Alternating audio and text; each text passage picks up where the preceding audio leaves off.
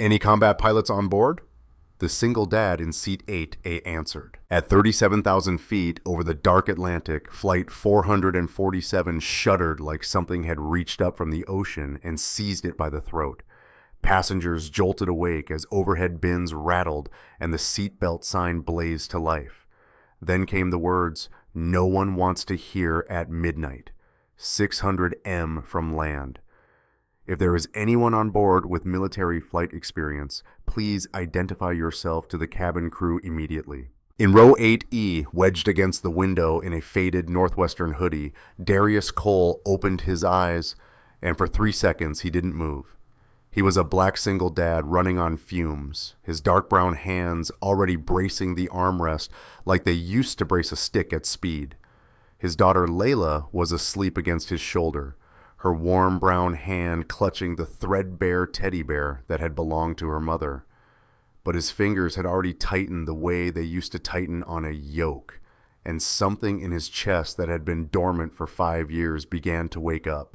Before we dive into this story, I want to invite you to stay with me all the way to the end, because what happens next will remind you that the person sitting beside you might be carrying more than you'll ever know.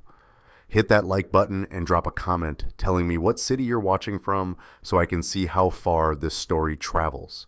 Now, let's begin. The trouble had started small, the way emergencies always do in the sky. Darius had been awake when it began, not because he was anxious about flying, but because sleep had become a luxury he couldn't afford. Between freelance coding gigs that paid just enough to keep the lights on and making sure Layla had everything she needed, rest was something that happened in 15-minute intervals on the couch after she went to bed. Tonight was supposed to be different. Tonight was the trip he'd promised her for 2 years. London, the British Museum, Harry Potter tours, a week where he could be the dad who said yes instead of the one who always had to say maybe later. He'd saved for 18 months to afford even the economy seats. Layla had fallen asleep 20 minutes after takeoff, her tight curls flattened against his hoodie, her breath soft and steady. Darius had pulled his hoodie tighter and watched the blackness outside the window, the kind of dark you only get over the ocean at night, and let himself believe for a moment that they'd left everything hard behind in Chicago. Then the plane dropped. Not much, maybe 50 feet, but enough that stomachs lifted and someone 3 rows back gasped. The engine surged, compensating, and the aircraft steadied. A flight attendant's voice came on smooth and practiced. "Ladies and gentlemen, we're experiencing some light turbulence. Please return to your seats and fasten your seatbelts." Light turbulence. Darius knew better. He'd felt the difference between weather and something mechanical, the way you feel the difference between a cough and something in your chest that shouldn't be there. He glanced toward that front of the cabin where the senior flight attendant, a woman in her 50s with sharp eyes and 20 years of transatlantic runs in her posture, was moving quickly toward the cockpit, her professional smile gone.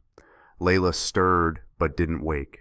Darius adjusted his arm around her and kept his breathing slow. 10 minutes passed. The turbulence didn't come back, but the tension in the cabin crew did. They were whispering now, clustered near the galley, glancing towards the cockpit door. One of them, a younger guy, maybe mid-20s, looked pale.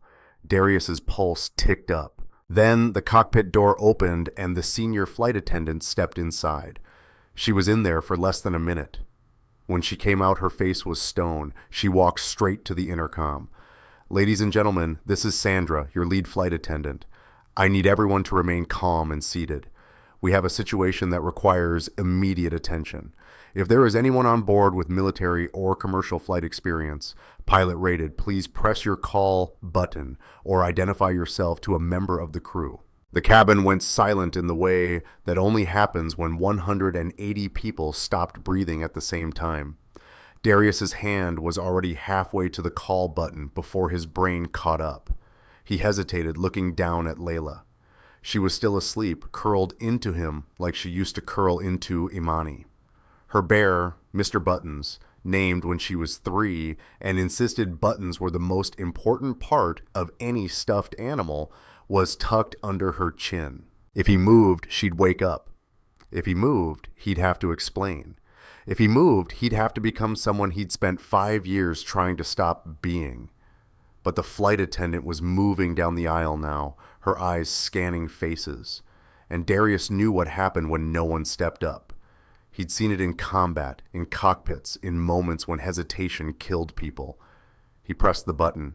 Sandra was beside him in seconds. She leaned down, her voice low. "Sir, do you have flight experience?" "Yes." "Military or commercial?" "Military, Navy, fixed wing, and rotary." He kept his voice quiet, trying not to wake Layla. "I flew FA-18S off carriers. I've got 3,200 hours, half of them in high-stress environments." Her face shifted. Relief, but also something harder. "How long ago?" "I separated 5 years ago. Can you come with me?" Darius looked down at Layla. "I have my daughter. We'll have someone sit with her. She doesn't do well with strangers." Sandra's jaw tightened. "Sir, the captain has collapsed. The first officer is 26 years old with 18 months on wide bodies, and we've lost hydraulic pressure in 2 systems. We're over the Atlantic in the middle of the night with 179 passengers. And right now, you're the best option we have.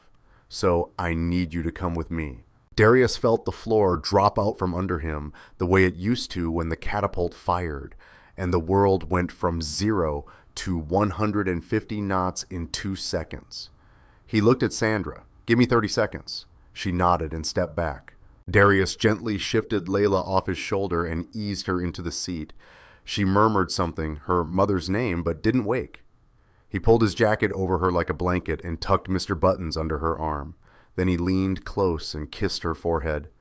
"I'll be right back, baby," he whispered. "I promise." He stood, and the flight attendant from earlier, the young guy, slid into the seat beside Layla, his face still pale, but his voice steady.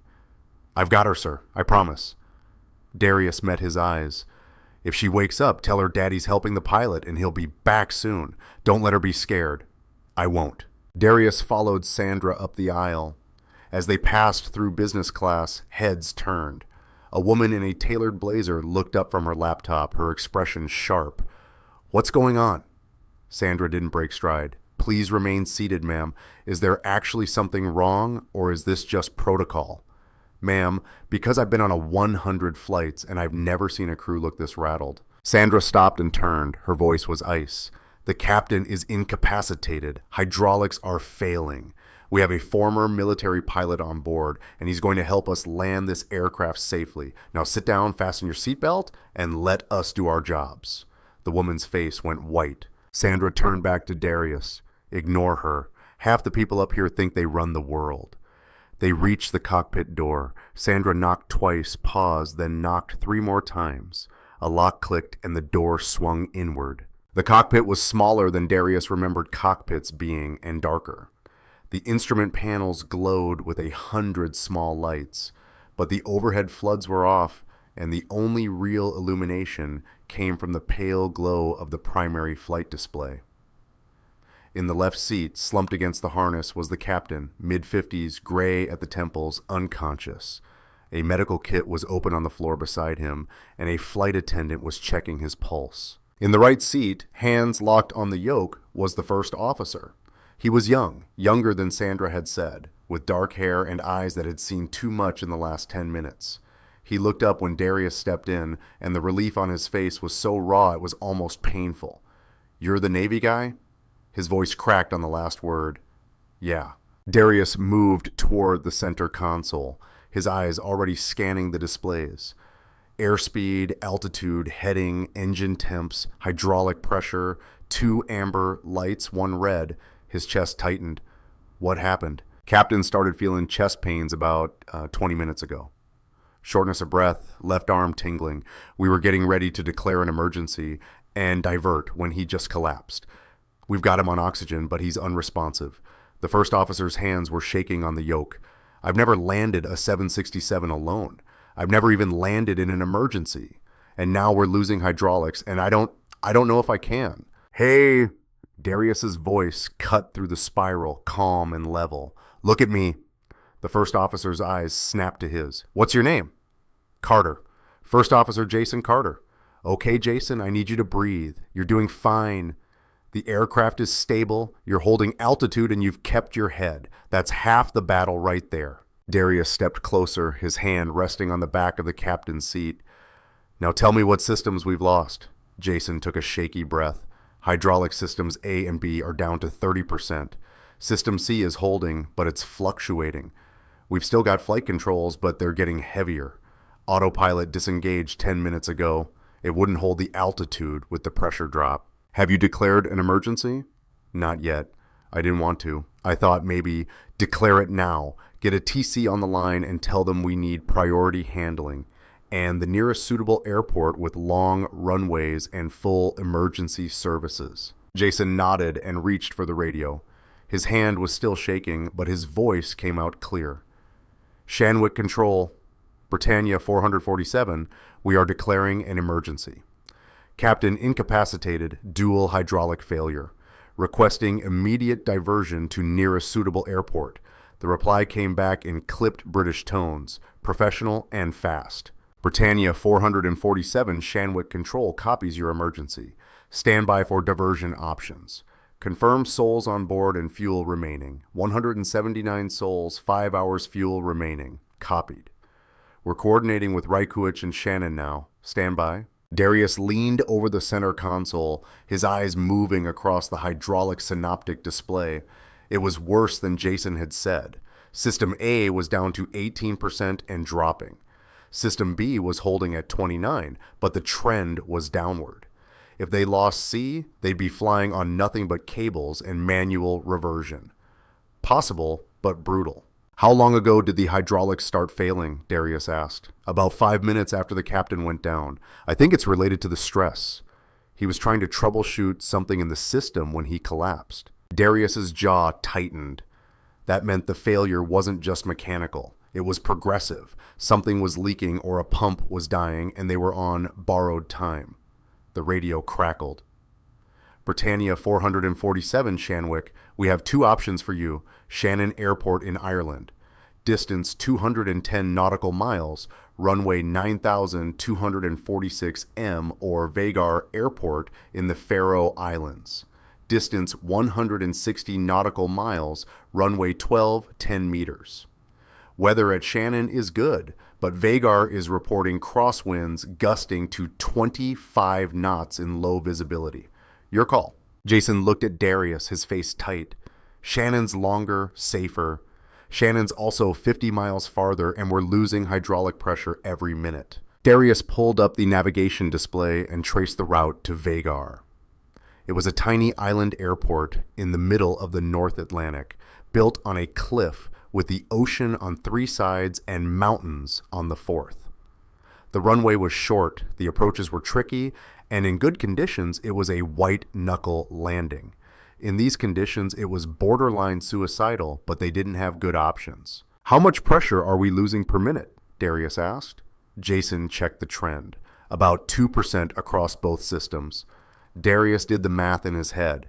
At that rate, they had maybe 40 minutes before they hit critical levels. Shannon was 35 minutes away in perfect conditions, but they'd have to descend, configure, and set up an approach, all of which would take time and burn precious hydraulic fluid with every control input. Vagar was 22 minutes.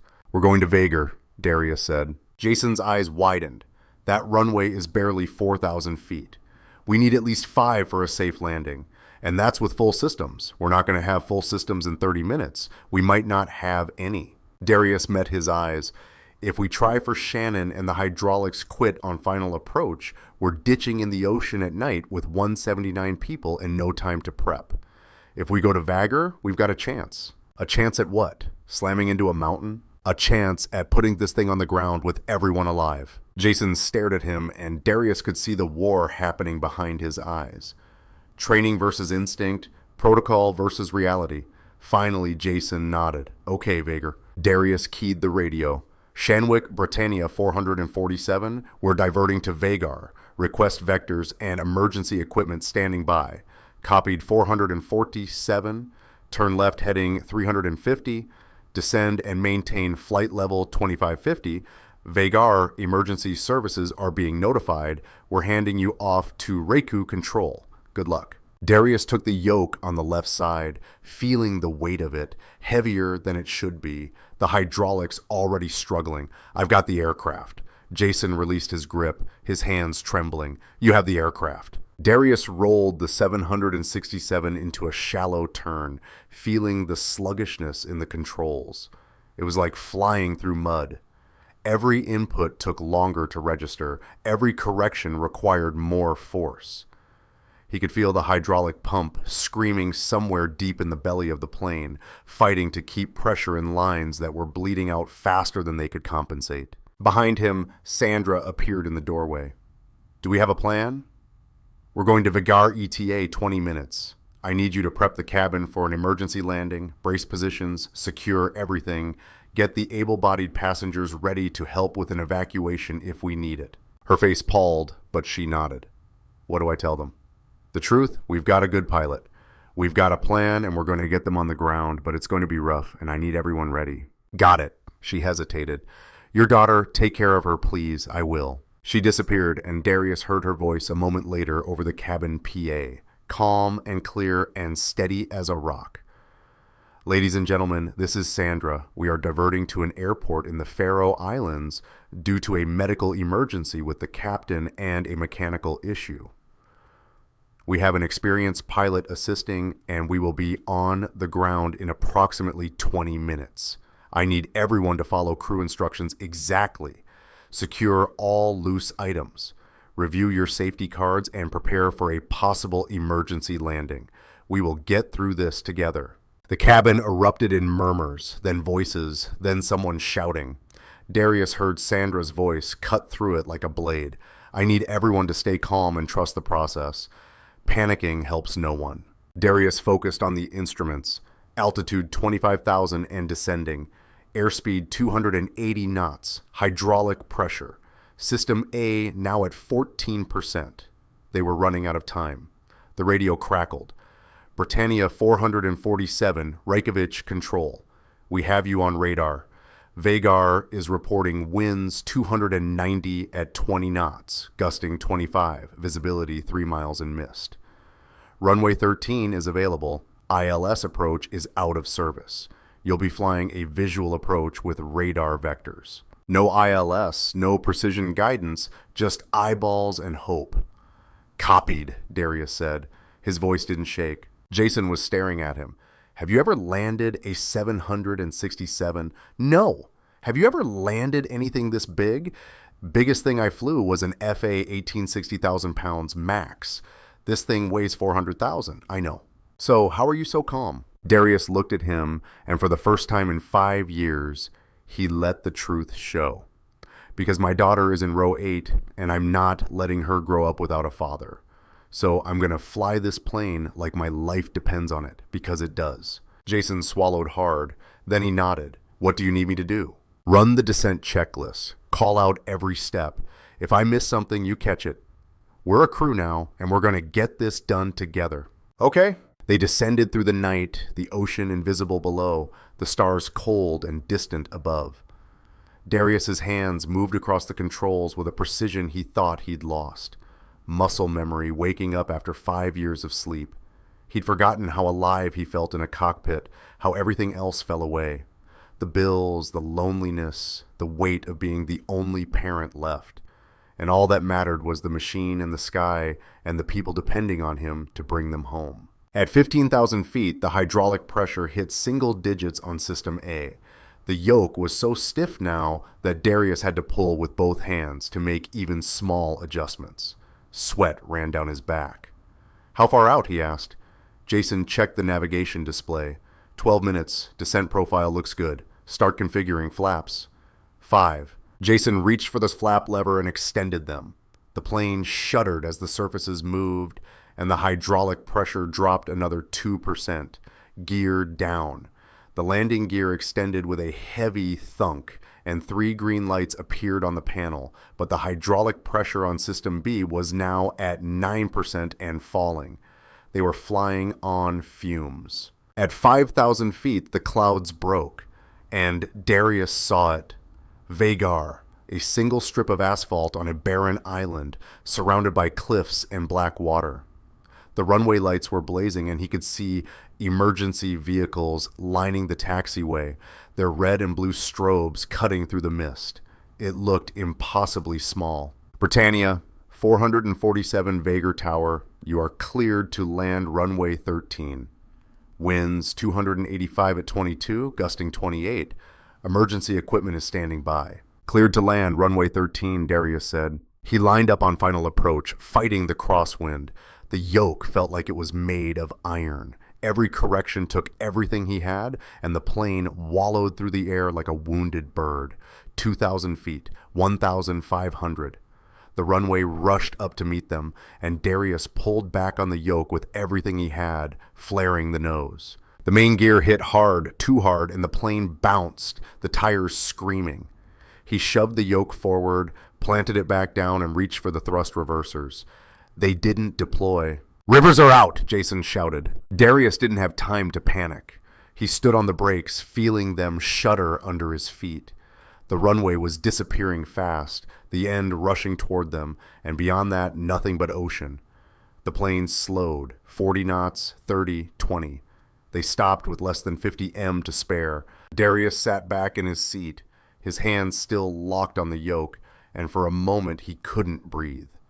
Then Jason started laughing, a wild, breathless sound that was half hysteria and half relief. "We're alive. Oh my God, we're alive." Darius released the yoke. His hands were shaking behind them. The cabin exploded in noise, crying, shouting, applause. Sandra's voice came over the intercom, shaky but strong. "Ladies and gentlemen, we are on the ground. Please remain seated while we complete our shutdown procedures." Darius unstrapped and stood, his legs unsteady. Jason grabbed his arm. "You just saved 179 lives." Darius shook his head. We both did. He stepped out of the cockpit, and the first thing he saw was Layla. She was standing in the aisle held by the young flight attendant, her face streaked with tears. When she saw him, she broke free and ran. Darius dropped to his knees and caught her, holding her so tight he thought his chest might crack open. She was sobbing into his shoulder, her small hands fisted in his hoodie. "I thought you left me," she whispered. "I thought you left like mommy." "Never," Darius said, his voice breaking. "I will never leave you, I promise." Around them, passengers were crying, hugging strangers, pulling out their phones. Someone clapped him on the shoulder. Someone else said, "Thank you." But Darius didn't hear any of it. All he heard was his daughter's heartbeat against his chest, steady and strong and alive. The emergency vehicles were still flashing their lights against the fog when the paramedics boarded the aircraft. Darius stayed in the aisle with Layla pressed against him, watching as they worked on the captain. 2 medics lifted him onto a stretcher while a third kept oxygen flowing to his face. The cockpit looked even smaller now, with 5 people crammed inside, and Darius could hear the rapid-fire medical assessment happening in clipped professional shorthand. "Pulse is weak but steady, blood pressure is dropping, possible MI, we need to get him to the clinic now." Sandra appeared beside Darius, her face exhausted but composed. "The captain's being transported to the island medical facility. They're arranging a medevac to Reykjavik as soon as the weather clears." She looked down at Layla, who hadn't let go of Darius's hoodie. "How's she doing?" "She's okay," Darius said quietly, "just scared." "She's not the only one." Sandra's voice dropped lower. "Half the cabin thought we were going to die. The other half still thinks we might. Are people panicking? Not yet. But there's a woman in business class, tall brunette, expensive suit, who's been demanding answers since we touched down. She wants to know who you are, why you were in the cockpit, and whether the airline has any liability for letting an unauthorized person fly the plane." Darius's jaw tightened. "I kept her alive. That's all the authorization I need." "I know that, but she's a lawyer, and she smells a lawsuit." Sandra glanced toward the front of the cabin. "Just a heads up, she's probably going to come after you the second we deplane." "Let her try." The medics finished loading the captain and moved toward the exit.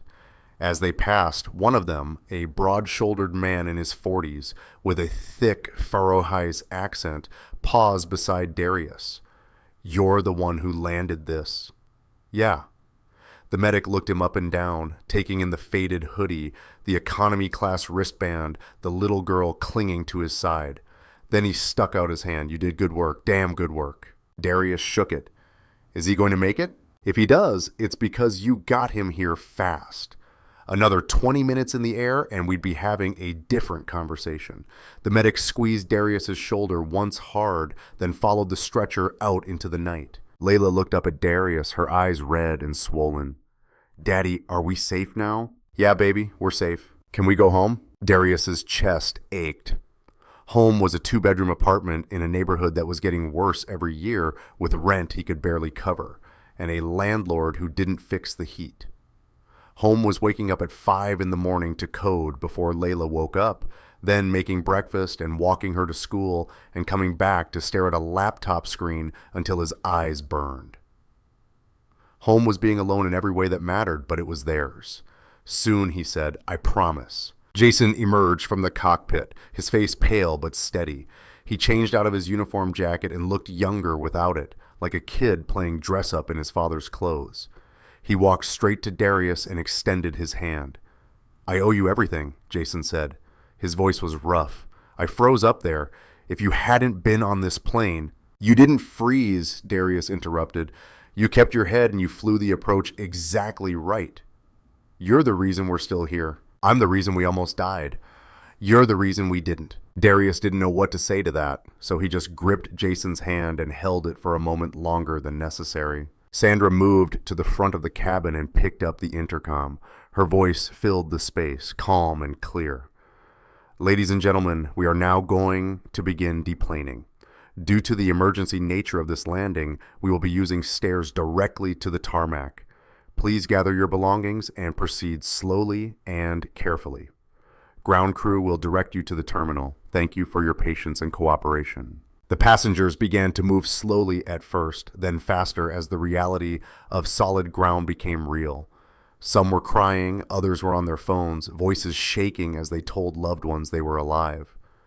A middle-aged man 2 row up turned to Darius as he passed. Thank you. I don't know who you are, but thank you. Darius nodded, unable to find words. Then the woman from business class appeared. She was tall, just as Sandra had described, with sharp features and eyes that missed nothing. Her suit was tailored, her hair pulled back in a way that suggested control, and she moved through the aisle like she owned it. When she reached Darius, she stopped and looked him up and down with the kind of assessment lawyers use before they decide whether to destroy you. You're the one who flew the plane, she said. It wasn't a question. I helped land it. Yeah, helped. She tilted her head. That's an interesting way to put it. From what I heard, you were in the captain's seat giving orders. Darius felt Layla tense against him. He kept his voice level. The captain was incapacitated. The first officer needed assistance. I provided it. Are you pilot rated on this aircraft? No. Are you currently employed by this airline? No. So you're telling me that an unauthorized, unqualified civilian took control of a commercial aircraft and flew it into one of the most dangerous airports in Europe, and we're supposed to just accept that as normal procedure. Darius's temper flared, but he kept it buried. Lady, I don't know what your problem is, but 30 minutes ago, you were in seat 3A, wondering if you were going to die. Now, you're standing here alive and complaining about how it happened. So maybe you could save the legal assessment for someone who gives a damn. Her eyes narrowed. I'm Marianne Graves. I'm a litigation partner at Kellerman and Associates in New York, and I specialize in aviation law. What just happened on this flight is a textbook example of negligence, procedural violation, and endangerment. The airline put an untrained person in the cockpit, and it's a miracle we didn't all die because of it. The miracle is that someone was on board who could actually fly, Darius shot back. If you think the first officer could have landed this plane alone with failing hydraulics and no ILS, then you don't know a damn thing about aviation. I know that airlines have protocols for a reason. I know that letting a random passenger into the cockpit violates every FAA regulation on the books.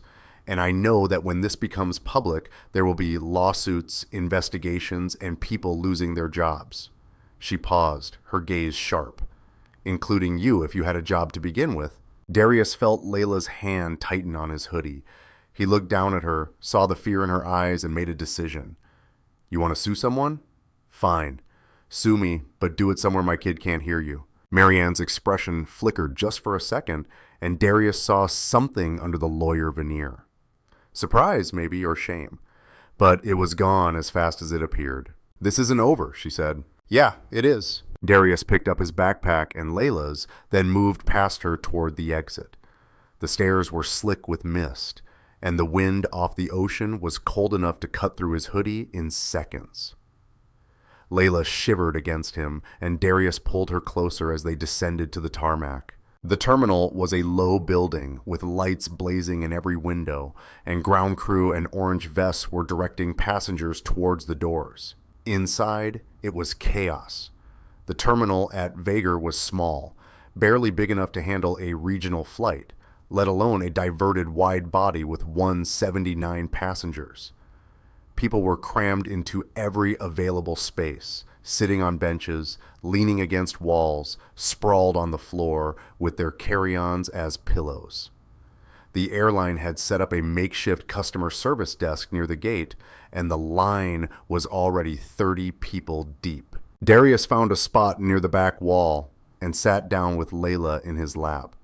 She was shaking, not from cold, but from everything that had finally caught up with her. He wrapped his arms around her and rested his chin on her head. "It's okay," he murmured. "We're okay."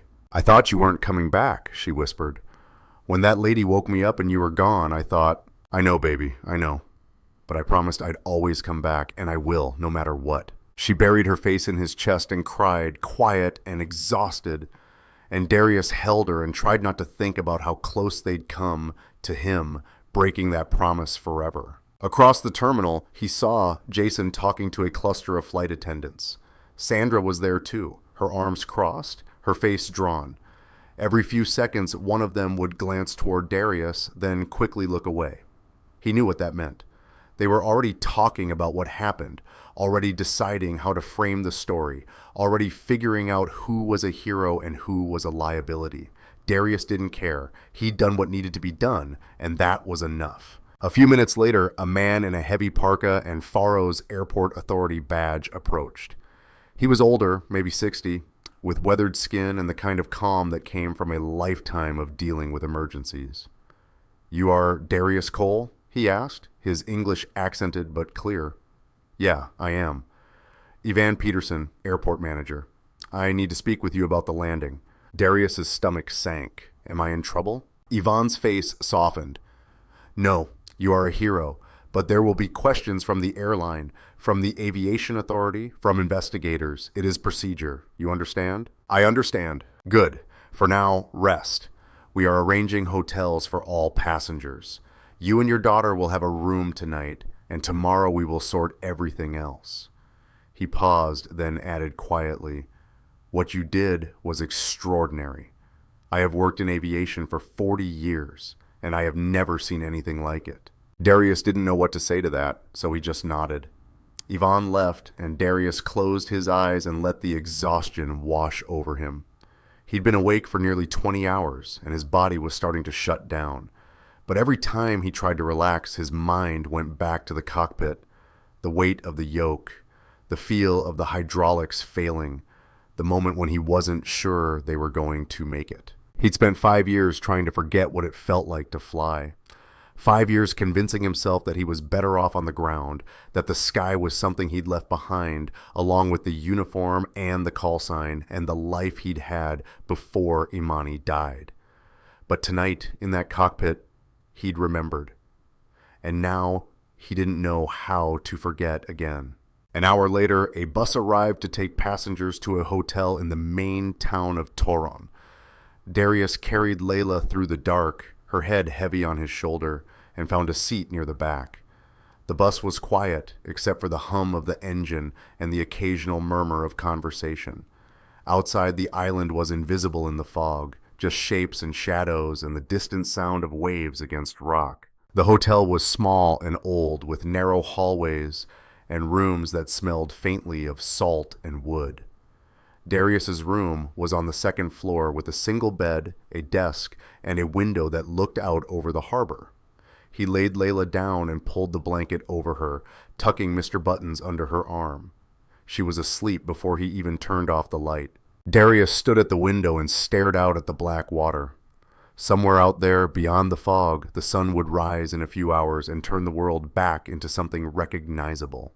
But right now, everything felt distant and unreal, like he was standing outside his own life, watching it happen to someone else. His phone buzzed. He'd turned it back on after they landed, and now the notifications were rolling in. Missed calls, voicemails, texts. Most were from numbers he didn't recognize. A few were from old Navy contacts who must have heard the news already. One was from a reporter. Darius deleted it without reading. Then his phone rang. The caller ID said Commander Ross Kellen, USN, retired. Darius stared at it for 3 rings before he answered. Kellen, Cole. The voice on the other end was gravel and authority, the kind of voice that had ordered men into battle and expected them to come back. I heard what you did tonight. News travels fast when a former fighter pilot lands a crippled 767 in the middle of the North Atlantic. Yeah, it travels. There was a pause. You okay? Darius sat down on the edge of the bed. I'm fine. I know what it's like to go back in the cockpit after you've been out. It messes with your head. I didn't have a choice. There's always a choice. You just made the right one. Kellen's voice softened just a fraction. Your daughter? She okay? Yeah, she's asleep. Good. You did what you had to do, Cole. Don't let anyone tell you different. There's a lawyer on the plane who thinks I violated about 50 regulations. Kellen laughed short and sharp. Of course there is. There's always a lawyer. Ignore her. You saved 179 lives, and that's all that matters. I don't know if the airline's going to see it that way. They will. Trust me. I've been in this game long enough to know how it works. There'll be an investigation, some paperwork, maybe a hearing, but at the end of the day, you're going to walk away from this clean, and if you don't, you call me and I'll make some noise. Darius felt something tight in his chest loosen just a little. Thanks, Kellen. Don't thank me yet. I'm calling because I want something from you. What? When you get back to the States, I want you to come see me. I've got a proposition. I'm not getting back in a cockpit for a living. I'm not asking you to. Just hear me out. That's all I'm asking. Darius hesitated. He'd known Kellen for 15 years. First as an instructor, then as a mentor, then as the man who'd written the letter of recommendation that got Darius into the Navy's fighter program. Kellen didn't waste time on people who couldn't deliver, and he didn't make offers unless he thought they mattered. Okay, Darius said finally. I'll hear you out. Good. Now, get some sleep. You've earned it. The line went dead. Darius set the phone down and looked over at Layla. She'd kicked off the blanket in her sleep, and her bear had fallen to the floor. He picked it up, tucked it back under her arm, and pulled the blanket up to her chin. Then he lay down beside her, fully clothed, and closed his eyes. Sleep didn't come. Instead, his mind replayed the flight over and over. The moment the call went out, the weight of the decision, the feel of the yoke in his hands. He thought about Jason's voice cracking when he said he didn't know if he could do it. He thought about the hydraulic pressure dropping and the runway disappearing too fast. He thought about the 50 m between the nose gear and the ocean when they finally stopped. He thought about what would have happened if he'd stayed in his seat. Layla would have woken up alone, strapped into a plane that was falling out of the sky, and the last thing she would have known was that her father had left her just like her mother did. Darius's hands curled into fists, and he forced himself to breathe. He'd made the right call, he knew that. But it didn't stop the fear from crawling up his spine. The same fear that had lived in him since the day Imani collapsed in the kitchen and he couldn't save her. The fear that no matter how hard he fought, no matter how much he sacrificed, the people he loved would slip through his fingers anyway. He turned his head and looked at Layla. She was breathing slowly, peacefully, her face soft in the dim light from the window. She was here. She was alive. That was all that mattered. Darius reached out and rested his hand on her back, feeling the rise and fall of her breath, and let the rhythm of it pull him down into something that wasn't quite sleep, but was close enough. When he woke, the sun was barely up, and the fog had lifted enough to see the harbor. Fishing boats were heading out, their lights still on against the gray morning, and the water was choppy and dark. Layla was still asleep, curled on her side with her thumb in her mouth, something she only did when she was really scared. Darius's phone buzzed again. This time it was a text from an unknown number. Mr. Cole, this is Sandra Herrera, lead flight attendant on Britannia 447. The airline is arranging a briefing this morning at 9 a.m. in the hotel conference room. Your presence is requested. Please bring any documentation of your flight credentials. Thank you for everything you did last night. Darius checked the time. It was 7:30. He slipped out of bed quietly and dug through his backpack until he found what he was looking for, a battered leather wallet that he hadn't opened in 5 years. Inside was his old military ID, his pilot's license, and a folded piece of paper that he'd kept for reasons he couldn't explain. It was his last flight log from the Navy dated March 12th, 2020. The last entry was simple: final trap, 3.2 wire, clear deck. The day he'd walked away from flying forever. Darius stared at it for a long moment, then folded it back up and put it in his pocket. At 8:45, he woke Layla gently and got her dressed. She was quiet, still half asleep, and didn't ask questions when he told her they had to go to a meeting. He carried her down to the conference room where a handful of passengers were already gathered along with the flight crew, a man in an airline uniform who introduced himself as the regional operations manager, and a woman with a clipboard who was clearly from corporate. Marianne Graves was there too, sitting in the back with her arms crossed and her expression unreadable. Yvonne was standing at the front of the room beside a screen that showed a map of the flight path. When he saw Darius, he gestured for him to come forward. "Mr. Cole, thank you for joining us. Please have a seat." Darius sat down with Layla on his lap. She leaned against him, still half asleep, and he wrapped his arms around her. The operations manager stepped forward. He was in his 50s with graying hair and the tired look of someone who'd been on the phone with headquarters all night. "Ladies and gentlemen, my name is Martin Cross, and I'm the Regional Operations Manager for Britannia Airways. First, I want to say how grateful we are that everyone on Flight 447 is safe. What happened last night was an extraordinary situation, and the outcome could have been very different." He looked directly at Darius. "Mr. Cole, on behalf of the airline, I want to thank you for your actions. You stepped up in a moment of crisis and helped bring this aircraft and everyone on board to safety. That took courage, skill, and a level of composure that frankly should be commended." There was a murmur of agreement from the other passengers. Someone started clapping, and then others joined in, and suddenly the whole room was applauding. Darius felt his face flush. He wasn't used to this, being seen, being thanked, being anything other than invisible. Layla looked up at him, confused. "Why are they clapping?" "Because Daddy helped people," Darius said quietly. Martin raised his hand for silence. "That said, there will be an investigation into the events of last night. The Aviation Authority, the FAA, and our own safety board will all be reviewing what happened. Mr. Cole, you'll be asked to provide a statement and answer questions about your actions in the cockpit. This is standard procedure, and it's not a reflection on you personally." "I understand," Darius said. "Good. We'll arrange for you to speak with investigators once we're back in the States. In the meantime, the airline is covering all accommodation and meal expenses for passengers while we arrange onward travel. We're working to get everyone to London or back to Chicago as quickly as possible." "How's the captain?" someone asked. Martin's expression tightened. "Captain Hayes was airlifted to Reykjavik early this morning. He's in stable condition and doctors are optimistic about his recovery. We'll know more in the next 24 hours. The relief in the room was palpable. Then Marianne spoke up. "Mr. Cross, I have a question." Martin turned to her.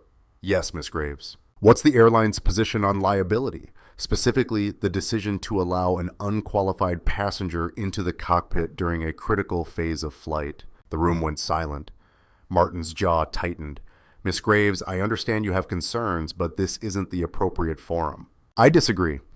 Everyone in this room has a right to know whether the airline believes its actions last night were justified or whether we were all put at greater risk by improvised decision-making." Darius felt his temper rise, but before he could say anything, a voice cut through the room, calm, steady, and carrying the unmistakable weight of command. "I can answer that." Everyone turned. Standing in the doorway was a man in his late 60s, broad-shouldered and straight-backed, with silver hair and eyes that had seen more than most people could imagine. He wore a simple jacket and jeans, but there was something about the way he carried himself that made it clear he wasn't someone you dismissed. Commander Ross Kellen stepped into the room and looked directly at Marianne. I'm Commander Ross Kellen, United States Navy, retired. I spent 30 years flying everything from Tomcats to Hornets, and I've trained more pilots than you've probably met in your life. So, let me make something very clear. What Darius Cole did last night wasn't improvised decision-making. It was textbook crisis management by someone with the training, experience, and judgment to handle an emergency that would have killed everyone on this plane if left to chance. Marianne's eyes narrowed. With all due respect, Commander, Mr. Cole hasn't flown in 5 years. He has no rating on this aircraft. And he made decisions that put this entire flight at risk. You're wrong. Kellen's voice didn't rise, but the temperature in the room dropped 10 degrees. Cole didn't put anyone at risk. He saved you. And if you can't see the difference, then you don't understand aviation. And you sure as hell don't understand what it takes to fly a crippled plane into a 4,000 feet runway at night in a crosswind with no precision approach. He turned to Darius. I was on this flight, Mr. Cole, row 12. I heard the call go out, and I was about to identify myself when I saw you move. I watched you go forward, and I listened to every word you said in that cockpit over the intercom. His voice softened. You flew that approach like you'd been doing it your whole life. You kept your cool, you made the right calls, and you brought us home. So don't let anyone tell you that you did anything wrong. Darius stared at him, unable to speak. Kellen turned back to Marianne. You want to file a lawsuit? Go ahead, but you'll be suing the man who saved your life, and I'll make damn sure everyone knows it. Marianne's face flushed, but she didn't respond. Martin cleared his throat. Thank you, Commander Kellen. I think that settles the matter for now. If there are no further questions, we'll adjourn and let everyone get some rest. The room began to empty. Darius stood, still holding Layla, and Kellen walked over to him. You didn't tell me you were on the plane, Darius said. You didn't ask. Kellen's eyes crinkled. Besides, I wanted to see how you handled yourself before I stuck my neck out. And you handled yourself just fine. He glanced down at Layla, who was staring at him with wide eyes. This your daughter? Yeah, Layla, this is Commander Kellen. He's an old friend. Layla looked up at Kellen. Did my daddy really save everyone? Kellen crouched down so he was at her eye level. He did. Your dad's one of the best pilots I've ever known. You should be very proud of him. Layla looked at Darius, her eyes shining. I am. Darius's throat tightened. Kellen stood and put a hand on Darius's shoulder. We'll talk later. For now, get some breakfast and take care of your girl. You've earned it. He walked away, and Darius stood there in the empty conference room holding his daughter. And for the first time in 5 years, he felt like maybe, just maybe, he was more than the broken pieces he'd been carrying. Breakfast was served in a small dining room overlooking the harbor, and Darius let Layla pick whatever she wanted from the buffet. She loaded her plate with pastries and fruit, more food than she could possibly eat. But he didn't say anything. After the night they'd had, she deserved to feel like a kid again, even if just for a meal. They sat by the window, and Layla swung her legs under the table while she ate, humming a song Darius recognized from one of her cartoons. She seemed lighter this morning, like the terror of the night before had faded into something distant and manageable. Kids were like that sometimes, resilient in ways adults had forgotten how to be. Darius picked at his eggs and watched the boats in the harbor. His mind kept circling back to the cockpit, to the moment when he'd realized they might not make it, to the feel of Layla's arms around his neck when it was over. He told himself for 5 years that he was done with flying, that the sky was part of a life he'd left behind. But last night had proven what he'd always suspected. You could walk away from something, but that didn't mean it walked away from you. Daddy, Layla's voice pulled him back. Yeah, baby. Are we still going to London? Darius's chest tightened. London. The trip he'd promised her, the museums and the tours and the week where everything was supposed to be different. He'd saved for 18 months to make it happen, and now they were stuck on a windswept island in the middle of the Atlantic with no clear way forward. I don't know yet, he said carefully. We'll have to see what the airline says. But you promised. I know I did, and I'm going to do everything I can to keep that promise. Okay. Layla studied him with those serious eyes that were too old for a 7-year-old, then nodded and went back to her pastries. Across the dining room, Darius spotted Jason sitting alone at a corner table, staring into a cup of coffee like it held answers he couldn't find anywhere else. The first officer looked like he hadn't slept. His hair was disheveled, his eyes red-rimmed, and his hands were shaking slightly as he lifted the cup to his lips. Darius stood. "Layla, I'm going to go talk to someone for a minute. Stay right here." "Okay. Okay." He walked over to Jason's table and pulled out a chair. "Mind if I sit?" Jason looked up startled, then shook his head. "No, please." Darius sat down and studied the younger man. Up close, the toll of the night was even more visible. The tight set of his jaw, the way his shoulders hunched like he was trying to make himself smaller, the haunted look in his eyes. "You okay?" Darius asked. Jason laughed, but there was no humor in it. "I don't know. I keep replaying it in my head. The captain going down, the hydraulics failing, you stepping in." He set his cup down, his hands still trembling. "I froze, Darius. When it mattered most, I froze. You didn't freeze. You called for help. You ran the checklist and you flew the approach. That's not freezing. That's doing your job under impossible circumstances. I couldn't have done it without you. Maybe not, but I couldn't have done it without you either. You think I know the systems on a 767? You think I've ever flown anything that heavy?" Darius leaned forward. "I had the stick time, but you had the knowledge. We made it because we worked together." Jason looked at him, and some of the tightness in his face eased. "The airline's opening an investigation. They're going to ask why I didn't declare an emergency sooner, why I let you in the cockpit, why I didn't follow standard procedure. And you're going to tell them the truth, that you made the best decisions you could with the information you had, and everyone lived because of it. What if they don't see it that way? Then they're idiots." Darius sat back.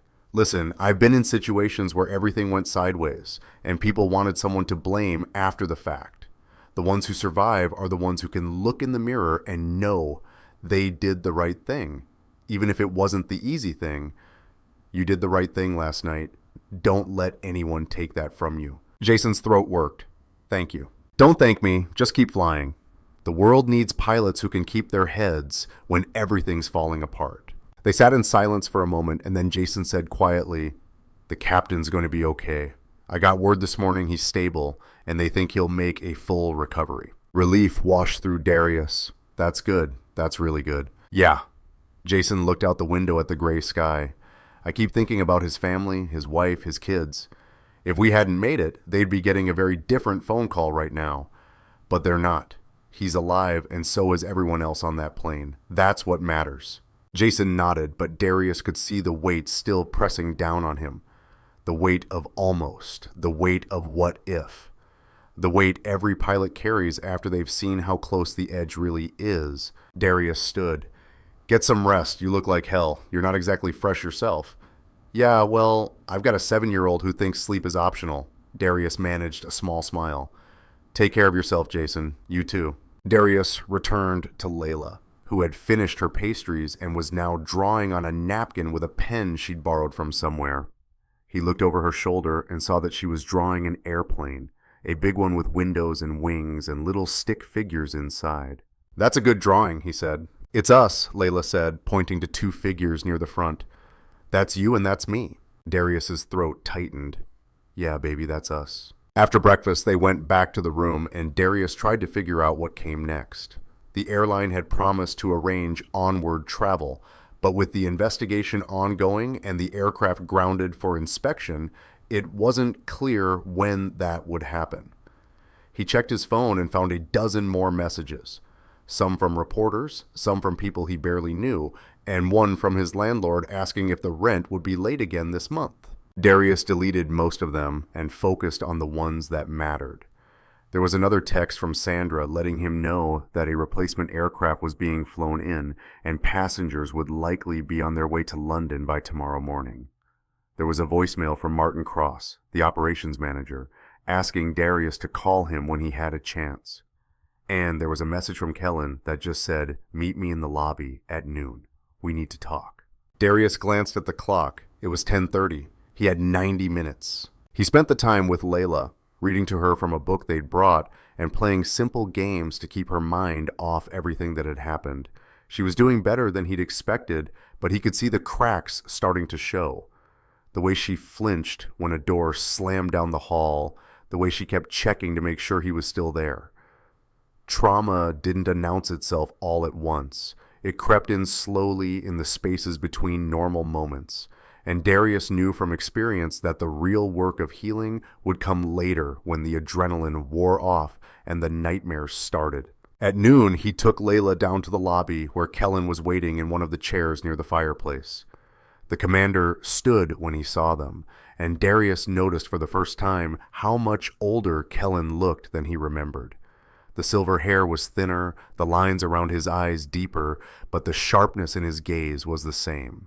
"Cole," Kellen said, extending his hand. Darius shook it. "Commander, drop the rank. I've been retired long enough that it doesn't mean anything anymore." Kellen looked down at Layla. "How are you doing, sweetheart?" Layla pressed closer to Darius, but managed a small smile. "Okay. That's good. You're a brave girl." Kellen's expression softened. Then he turned back to Darius. "I was thinking we could take a walk. There's a path along the harbor, good views, fresh air. Your daughter can come if she wants, or one of the hotel staff offered to keep an eye on her in the play area they've set up." Darius looked at Layla. "What do you think, Lay? You want to go play for a bit or come with us?" Layla considered this seriously, then said, "I'll play, but you have to come back. I promise." One of the hotel staff, a kind-faced woman in her 30s, appeared and took Layla's hand, leading her toward a corner of the lobby where a few other kids were playing with toys. Layla looked back once, and Darius gave her a reassuring wave. Then he followed Kellen outside. The air was cold and damp, and the wind off the ocean carried the smell of salt and seaweed. They walked in silence for a few minutes, following a narrow path that wound along the edge of the harbor. Fishing boats bobbed in the water, and seabirds wheeled overhead, their cries sharp and lonely. Finally, Kellen spoke. "You did good last night, Cole. Better than good. You saved a lot of lives." "I did what anyone would have done." "No, you did what very few people could have done. There's a difference." Kellen stopped and turned to face him. "I want to talk to you about what comes next." Darius's stomach tightened. "I'm not looking for a job if that's what this is about." "It's not a job, it's an opportunity." Kellen gestured toward a bench overlooking the water, and they sat down. "I work with a nonprofit now, Veterans in Aviation.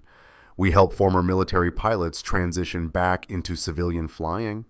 Some of them want to fly commercial, some want to fly cargo, some just want to get back in the air because they miss it. We provide training, certification support, job placement, mentorship. That's great, but I'm not trying to get back into flying." "Why not?" "Because I've got a kid to take care of, and flying doesn't pay the bills unless you're willing to spend half your life away from home. I can't do that to Layla." "What if you didn't have to?"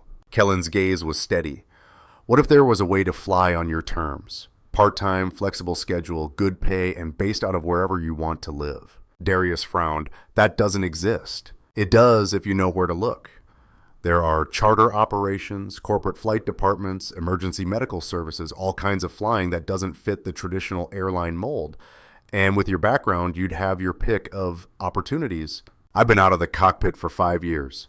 I'm not current on anything. So get current. We can help with that. The organization covers the cost of recertification for veterans who qualify. And trust me, after what you did last night, you qualify." Darius stared out at the water. A part of him, the part that had come alive in the cockpit last night, wanted to say yes, wanted to believe that he could have the sky and Layla and a life that made sense. But the rest of him knew better. Flying had taken everything from him once before. It had taken Imani in a way, not directly, but the long deployments and the stress and the constant moving had worn her down until her body gave out. And it had taken the version of himself that believed he could have it all. "I appreciate the offer," Darius said carefully, "but I don't think it's for me." Kellen was quiet for a moment, then said, "Can I tell you something?" "Sure. When I retired, I thought I was done. I'd given 30 years to the Navy, and I was ready to be a civilian. I bought a house, started a garden, took up golf, and for about 6 months I was fine. Then one day I was sitting on my porch, and I heard a plane overhead, just a small, single-engine trainer, and I felt something I hadn't felt in months. I felt alive. Kellen's voice was quiet. Flying isn't just a job, Cole. It's who we are, and walking away from it doesn't change that. It just makes you a pilot who's not flying. Darius didn't know what to say to that. Kellen stood. I'm not asking you to decide right now. I'm just asking you to think about it. You've got skills that matter, and the world's a better place when people like you are doing what they're meant to do. He pulled a business card from his pocket and handed it to Darius. When you're ready to talk, call me. Darius took the card and slipped it into his pocket. Thanks. They walked back to the hotel in silence, and when they reached the lobby, Layla ran over and wrapped her arms around Darius's waist. He picked her up, even though she was getting too big for it, and held her close. Kellen watched them for a moment, then nodded once and walked away. The rest of the day passed in a blur.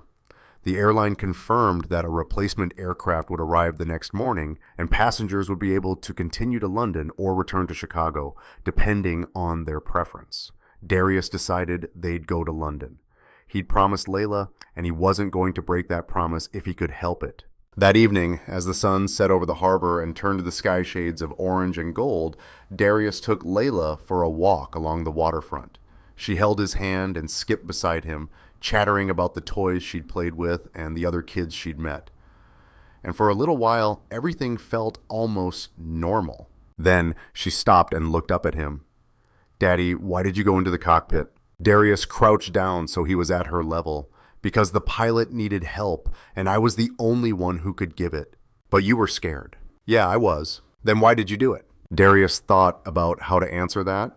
He could tell her it was duty or training or instinct, but the truth was simpler and harder than any of that. Because you were on that plane, he said, and I wasn't going to let anything happen to you. Layla's eyes filled with tears, and she threw her arms around his neck.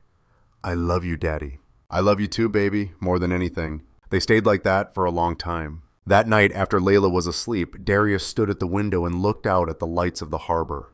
His phone buzzed. Another message. This one from a number he didn't recognize. He almost ignored it, but something made him open it. It was from Marianne Graves. Mr. Cole, I owe you an apology. What I said this morning was out of line. You saved my life, and instead of thanking you, I questioned your competence. That was wrong. I'm sorry.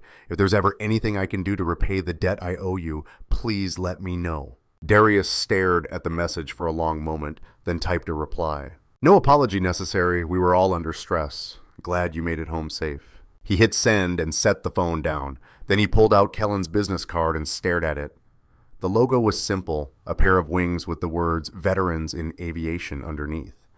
On the back, Kellen had written a phone number and a note. The sky's waiting. Darius turned the card over in his hands, feeling the weight of the decision pressing down on him. Flying again meant risk. It meant putting himself in situations where things could go wrong, where people's lives depended on him making the right call. It meant opening himself up to the fear he'd spent 5 years trying to bury. But it also meant being who he really was. He thought about the moment in the cockpit when everything had clicked into place. The controls responding to his touch, the aircraft doing exactly what he told it to do, the feeling of being in command of something larger than himself. He thought about Jason's voice cracking when he said he couldn't do it alone. He thought about Layla's face when she'd said, "You're really good at it." Darius set the card on the desk and turned back to the window. He didn't have an answer yet, but for the first time in 5 years, he was willing to ask the question. The next morning, they boarded the replacement aircraft, a newer 767 with fresh paint and a full crew. Darius recognized some of the passengers from the original flight, and a few of them nodded or smiled when they saw him. One man, a middle-aged engineer who'd been sitting in the row behind Darius, stopped and shook his hand. "Thank you," the man said simply. "My daughter's getting married next month, and I get to walk her down the aisle because of you." Darius's throat tightened.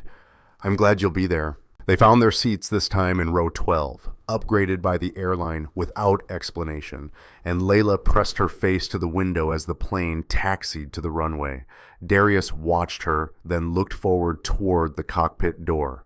Behind that door, a new captain and first officer were running through their checklist, preparing to take 179 people safely across the ocean.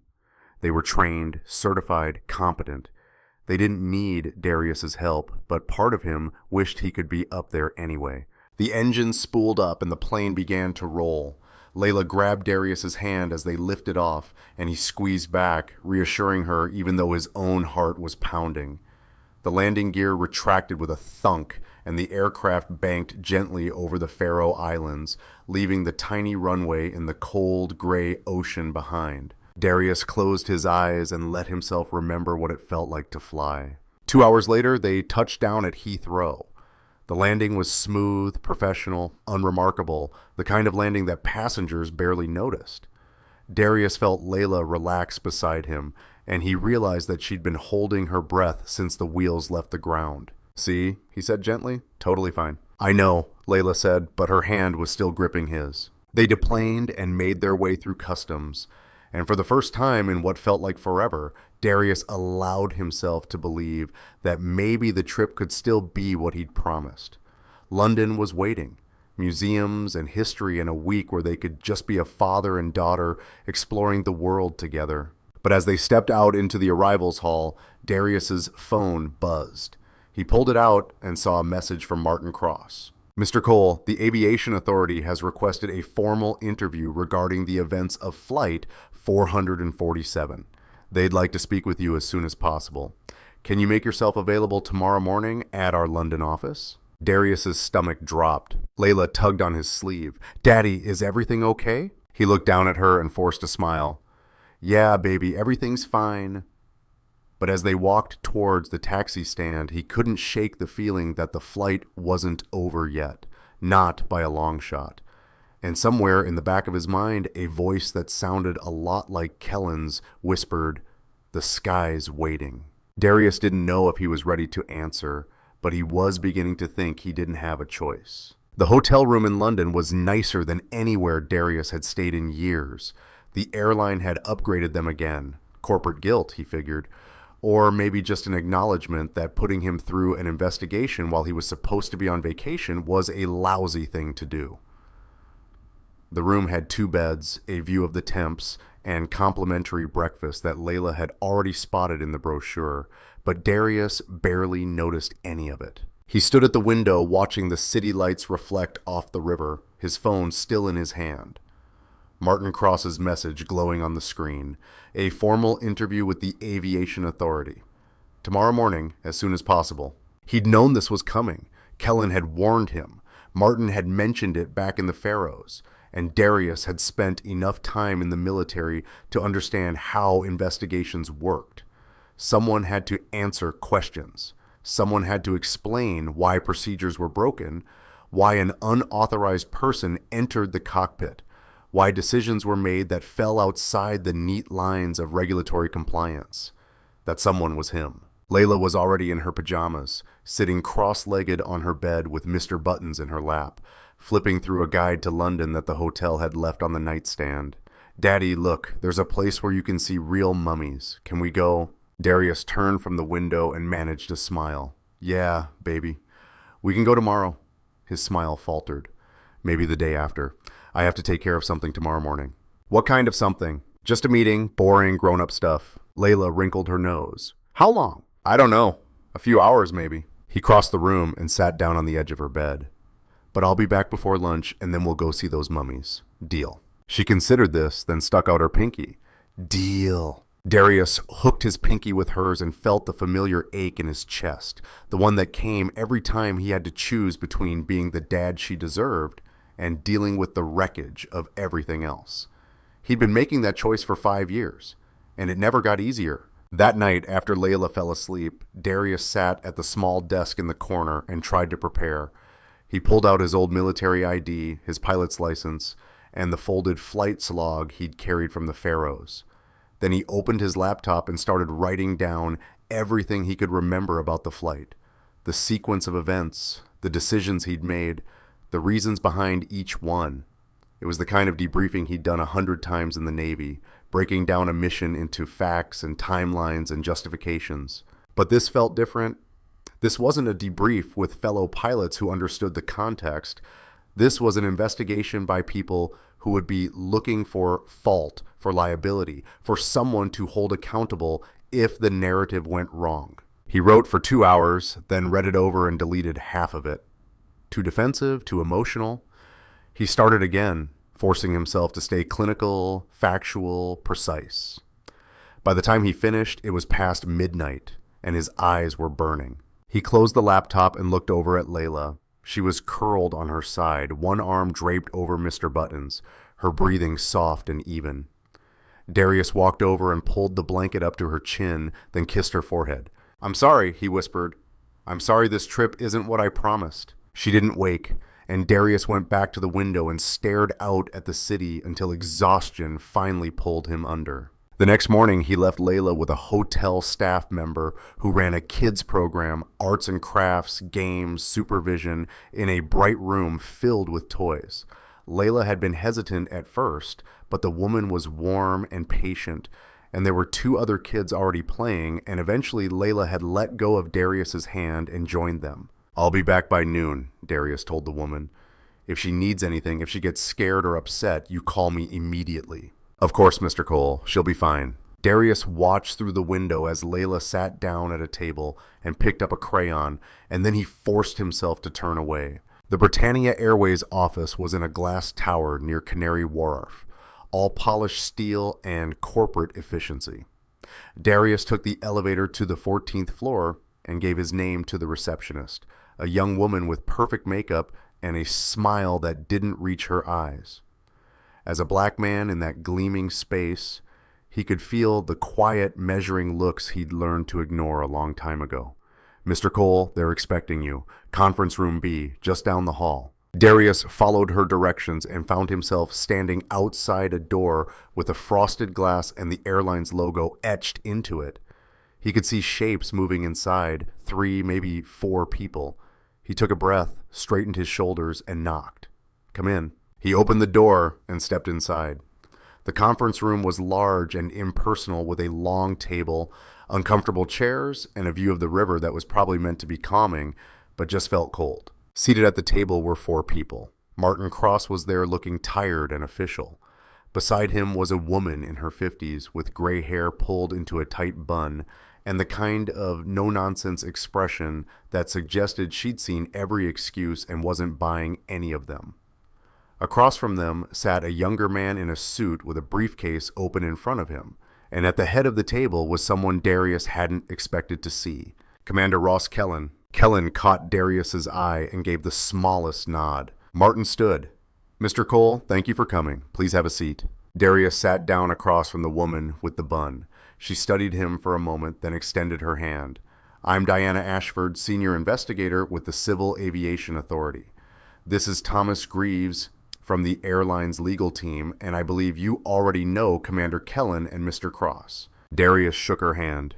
Her grip was firm, professional, and gave away nothing. "Commander Kellen is here as an observer and expert witness," Diana continued. "He's provided testimony regarding your qualifications and conduct during the flight. Mr. Greaves is here to represent the airline's interests, and Mr. Cross is here as the operations manager who authorized the decision to bring you into the cockpit." She folded her hands on the table. "This is an informal inquiry, Mr. Cole. You're not under investigation personally, but we need to establish a clear record of what happened on Flight 447 and whether proper protocols were followed." "I understand," Darius said. "Good. Let's begin." Diana opened a folder in front of her and glanced down at her notes. "Can you walk me through your qualifications, specifically your flight experience and training?" Darius had prepared for this. "I served in the United States Navy for 12 years as a naval aviator. I flew FA-18 Super Hornets off carriers, accumulating 3,200 flight hours, including combat operations in high-stress environments. I held ratings for both fixed-wing and rotary aircraft, and I was qualified as an instructor pilot for the final 3 years of my service. When did you separate from the Navy?" "March 2020. "And have you flown since then?" "No." Diana's eyebrow arched. "Not at all. Not even recreationally?" "No." "Why not?" Darius hesitated. The real answer was complicated. Amani's death the weight of single parenthood, the fact that flying reminded him of a version of himself he couldn't afford to be anymore. But he kept it simple. I had other priorities, such as raising my daughter. Diana made a note, and Darius couldn't tell if that was a point in his favor or against him. She continued, "So, you hadn't flown in 5 years. You had no rating on the Boeing 76, and you had never landed a commercial aircraft of any size. Is that correct?" "Yes. And yet, when the call went out for someone with flight experience, you identified yourself." "Yes. Why?" Darius met her gaze. "Because the captain was incapacitated. The first officer was overwhelmed, and if no one stepped up, 179 people were going to die. You were confident you could help?" "I was confident I had to try." Diana leaned back in her chair. "Walk me through what happened when you entered the cockpit." Darius took a breath and began. He described the scene. The captain unconscious, the first officer struggling with failing hydraulics, the decision to divert to Vagar.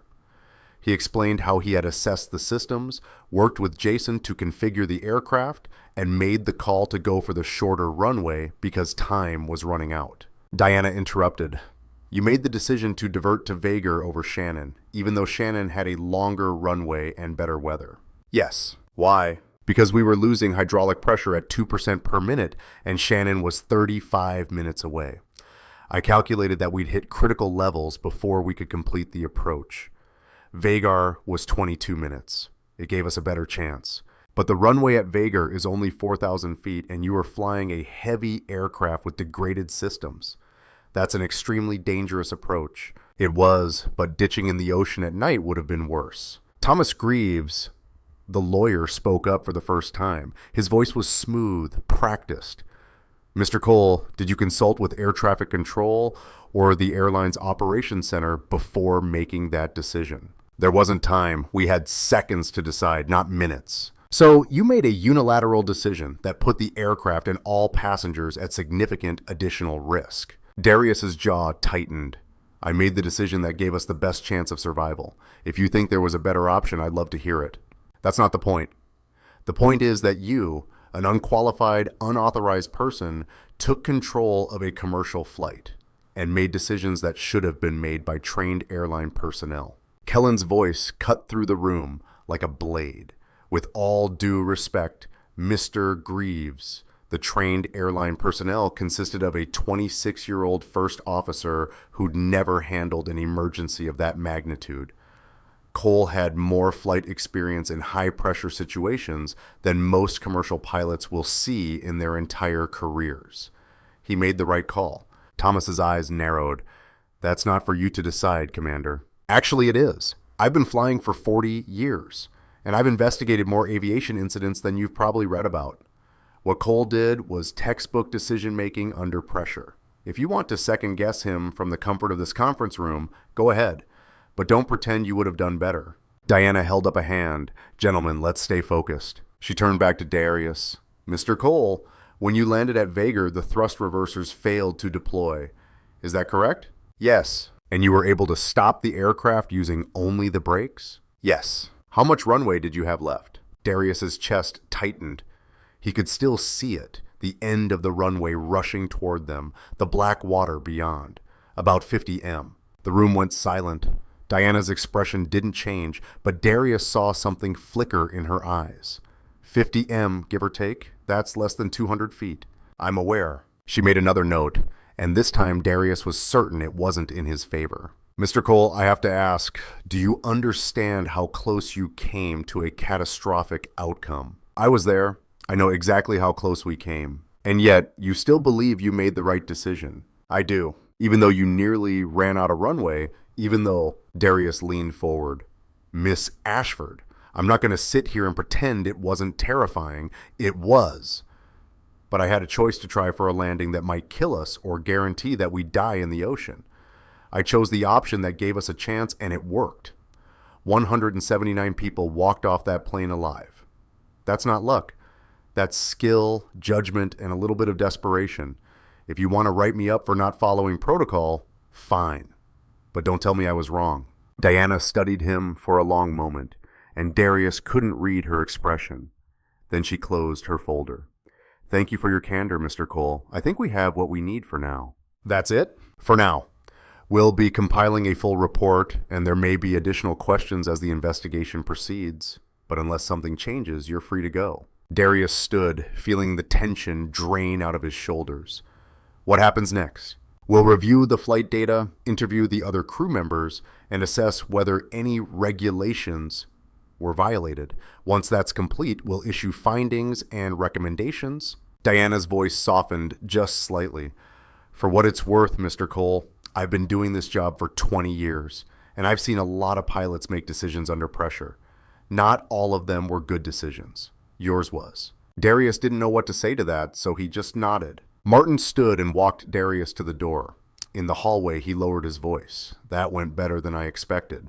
Did it? Diana's tough, but she's fair. If she says you made the right call, that'll carry weight in the final report. Martin hesitated. The airline wants to do something for you, compensation for your time, maybe a voucher for future travel, something to acknowledge what you did. I don't want anything, Martin. I didn't do it for a reward. I did it because it needed to be done.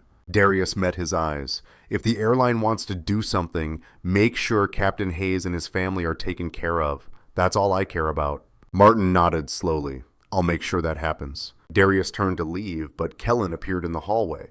Cole, hold up. Darius stopped. Kellen glanced back toward the conference room, then pulled Darius aside. You did good in there. Diana doesn't give compliments lightly. I just told the truth. That's more than most people do. Kellen's expression grew serious. I meant what I said the other day. You've got a gift, and it's being wasted. I know you've got your daughter to think about, and I respect that, but there are ways to fly that don't mean leaving her behind. You just have to be willing to look for them. I don't know if I'm ready for that. No one's ever ready. But the question isn't whether you're ready. It's whether you're willing. Kellen handed him another business card, this one with a different number. This is my personal cell. When you're ready to talk, call me. No pressure, no timeline. Just know that the offer's there. Darius took the card and slipped it into his pocket. Thanks, Kellen. Don't thank me yet. I'm a stubborn old man and I don't give up easy. You're going to hear from me again whether you like it or not. Darius managed a small smile. I believe you. He left the building and caught a cab back to the hotel. The city blurred past the windows, crowds and buses and narrow streets that felt nothing like Chicago. Darius stared out at it all and tried to process what had just happened. The investigation wasn't over, but it felt like the worst of it was behind him. Diana had said he'd made the right call. Martin had said the airline was grateful. Kellen had said he had a future in the sky if he wanted it. But none of that changed the fact that he was still Darius Cole, still a single dad with a kid who needed him, still a man trying to hold together a life that felt like it was always one bad month away from falling apart. When he got back to the hotel, Layla ran to him and threw her arms around his waist. Daddy, you're back. I told you I'd be back by noon. He picked her up, even though she was really too big for it now, and held her close. How was your morning? Good. I made you something. She wriggled free and ran back to the table where a piece of construction paper was covered in crayon drawings. She held it up proudly. It's us in London. See, that's Big Ben, and that's the tower with the jewels, and that's you and me. Darius looked at the drawing. 2 stick figures holding hands in front of landmarks that were more imagination than accuracy, and felt his throat tighten. It's perfect, Lay. Thank you. Can we go see the mummies now? He checked his watch. It was barely 11:30, but he didn't care. Yeah, let's go see the mummies. They spent the afternoon at the British Museum, wandering through halls filled with ancient artifacts and history that stretched back thousands of years. Layla was fascinated by everything. The Egyptian sarcophagi, the Rosetta Stone, the marble sculptures that looked like they might come to life if you stared at them long enough. She asked a million questions, and Darius did his best to answer them, even when he had no idea what he was talking about. For a few hours, he let himself forget about the investigation and the decisions waiting for him and the voice in the back of his head that kept whispering that maybe Kellen was right. He let himself just be a dad, walking through a museum with his daughter, watching her face light up every time she discovered something new. That evening, they had dinner at a small pub near the hotel. Layla ordered fish and chips and ate exactly 3 bites before declaring she was full, and Darius finished the rest while she told him everything she'd learned about mummies and pharaohs and curses that probably weren't real, but might be. "Daddy," she said as they walked back to the hotel, her hand in his. "Yeah, baby? Are you happy?" The question caught him off guard. "What do you mean?" "I don't know. You've been sad for a long time since Mommy died, but today you seem different." Darius's chest ached. He tried so hard to shield her from his grief, to be strong and present and whole, even when he felt like he was barely holding himself together. But kids saw things adults tried to hide. They always did. He stopped and crouched down so he was at her level. "I'm sad sometimes. I miss Mommy a lot, and I wish she was here with us. But I'm also happy because I have you, and being your dad is the best thing I've ever done." Layla's eyes filled with tears. "I miss her too." "I know you do, but I'm glad you're here." "Me too, baby, me too." They hugged there on the sidewalk and people walked past without noticing. And for a moment, Darius let himself believe that maybe they were going to be okay. That night, after Layla was asleep, Darius stood at the window again and pulled out his phone. He scrolled through the messages. More reporters, more well-wishers, more people who wanted a piece of the story. He deleted most of them, but one caught his eye. It was from Jason Carter. "Darius, I just got out of my interview with the CAA. They asked a lot of questions, but I told them the truth. You saved us. I don't know what happens next, but I wanted you to know that I'm grateful.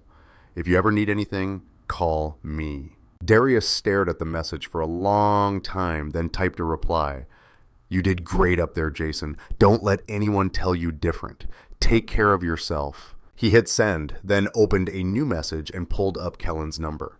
His thumb hovered over the keyboard, and he thought about what he wanted to say, thought about the offer, the future, the choice he'd been avoiding for 5 years. Finally, he typed, "Still thinking, but I appreciate you believing in me." The reply came back almost immediately. "That's all I ask. The sky is patient. It'll wait." Darius set the phone down and looked out at the city. Somewhere out there, planes were taking off and landing, carrying people to places they needed to go, flown by pilots who'd made the same choice he was wrestling with now. Some of them probably loved it. Some of them probably did it just for the paycheck. But all of them had decided that the sky was worth the risk. Darius didn't know yet if he could make that decision.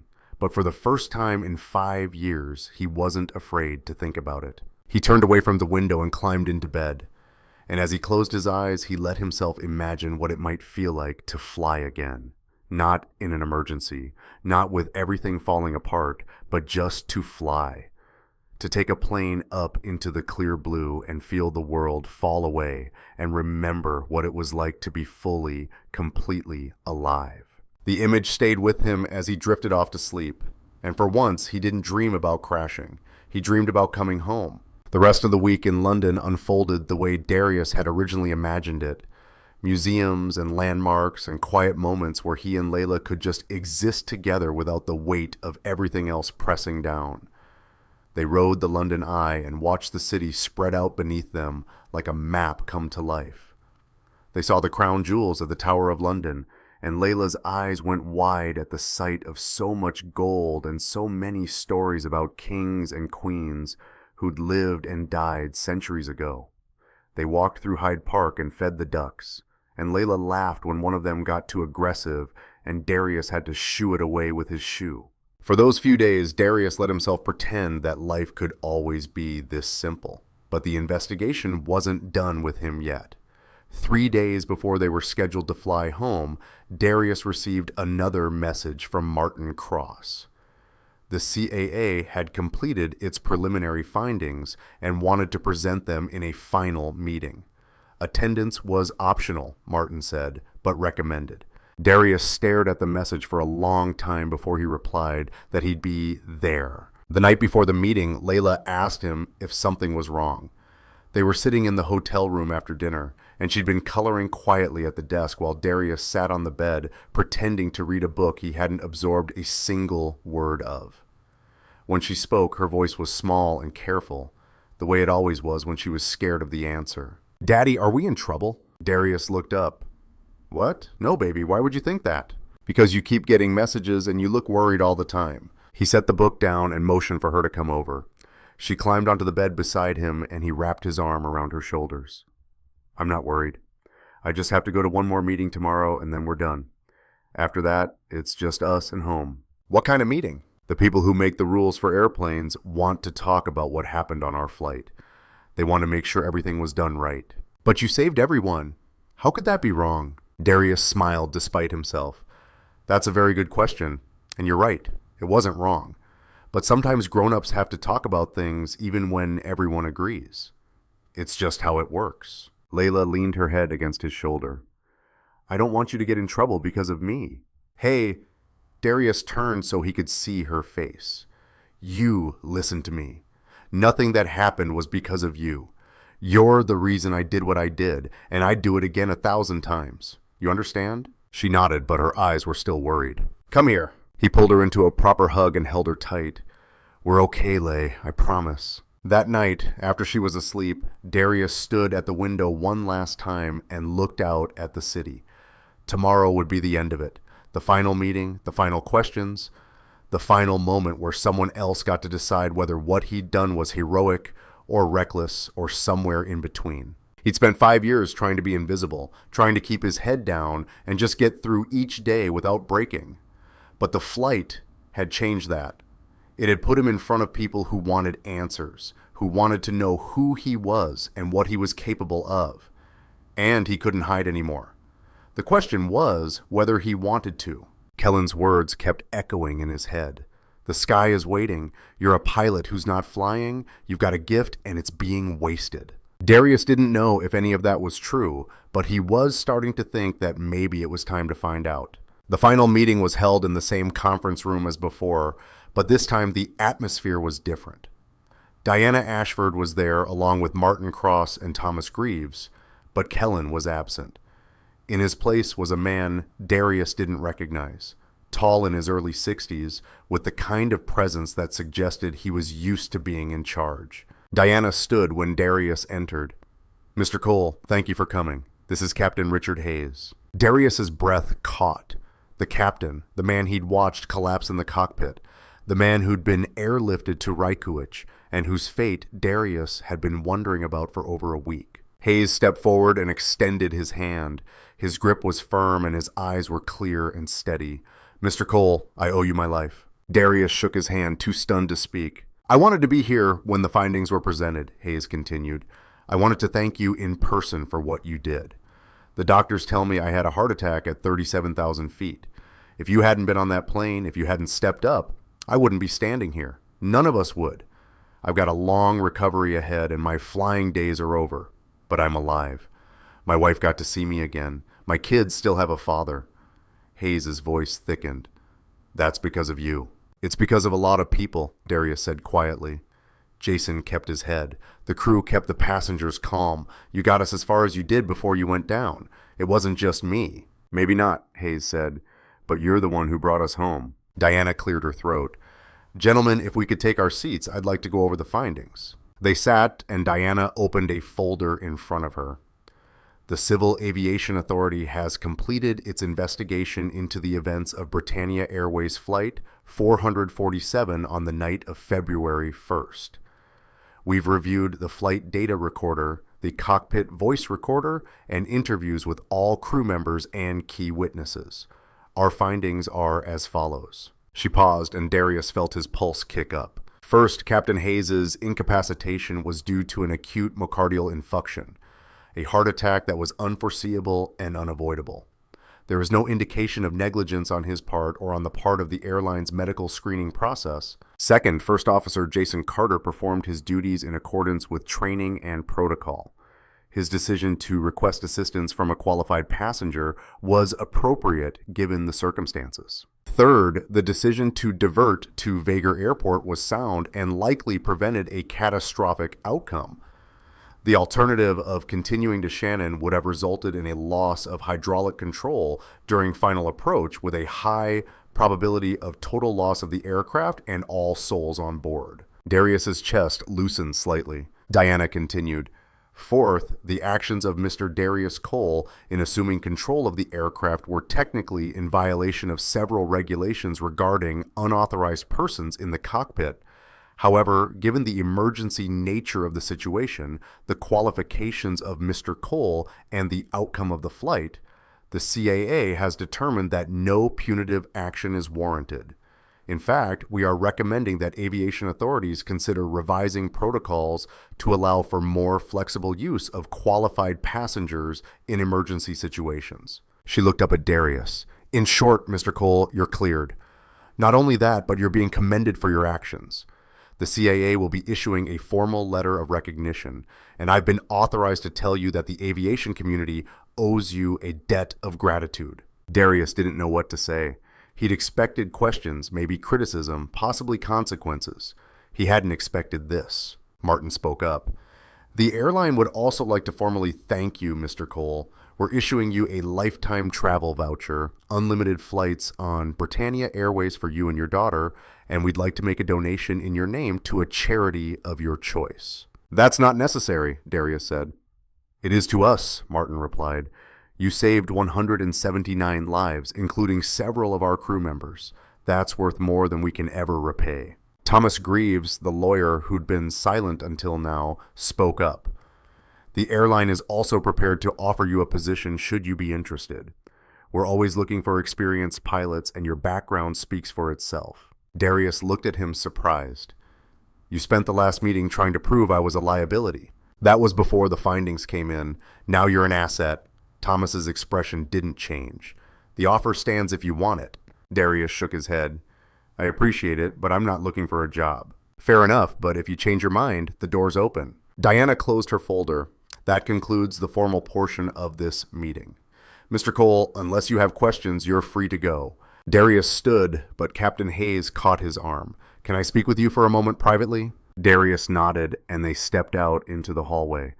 Hayes walked to the window overlooking the river and was quiet for a long moment. I've been flying for 30 years, Hayes said finally. I've logged over 20,000 hours, flown in every condition you can imagine, and I've never once thought I wouldn't make it home. But that night, lying on the floor of my own cockpit, I knew I was done. I knew that if something went wrong, there was nothing I could do about it. He turned to Darius. You gave me a second chance. You gave my family a second chance, and I don't know how to thank you for that. You don't have to, Darius said. I do, because I know what it costs to step into that kind of situation. I know what it takes to make the calls you made, to carry that weight, to live with the what-ifs afterward. Hayes' eyes were steady. You're a pilot, Mr. Cole, not because of the hours you've logged or the licenses you hold, but because of what you did when it mattered. Don't let anyone, including yourself, tell you different. Darius's throat tightened. I haven't flown in 5 years. Then maybe it's time to start again. Hayes shook his hand one more time, then walked back into the conference room, leaving Darius alone in the hallway. When Darius got back to the hotel, Layla was waiting in the lobby with the staff member who'd been watching her.